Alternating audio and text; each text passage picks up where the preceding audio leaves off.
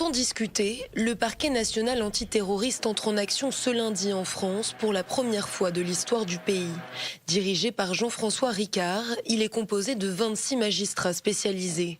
Ils seront désormais chargés de toutes les affaires de terrorisme sur le territoire et de crimes contre l'humanité. Le terrorisme est polymorphe. Il y a, si vous voulez, il y a plusieurs missions dans le. Il va y avoir le problème aussi, on est quand même dans du transverse.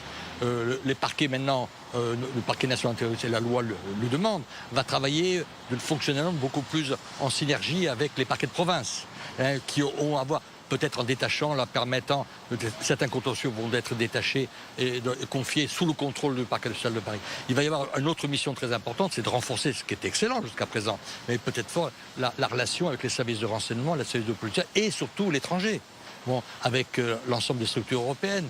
Le parquet national antiterroriste va récupérer toutes les enquêtes liées aux attentats commis ces dernières années en France.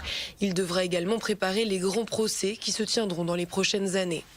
Mais cette nouvelle juridiction ne fait pas l'unanimité, comme le soulignait la garde des Sceaux Nicole Belloubet lors de la présentation de la réforme de la justice en avril 2018. Le Conseil d'État fait valoir un certain nombre d'observations.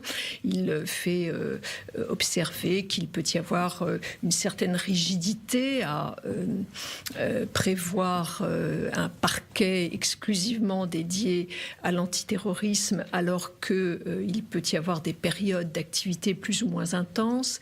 On peut également s'interroger sur le lien qui existe entre un tel parquet antiterroriste et la criminalité organisée. C'est la critique qui revient le plus dans le milieu judiciaire. La crainte d'isolement de ces magistrats affectés à ce parquet qui ne seront plus saisis des affaires de crimes organisés.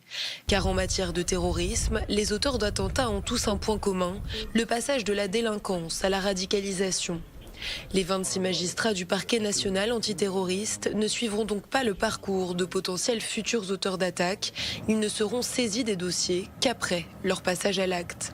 De quoi regretter, selon certains, le parquet de Paris, jusqu'ici chargé des affaires de terrorisme.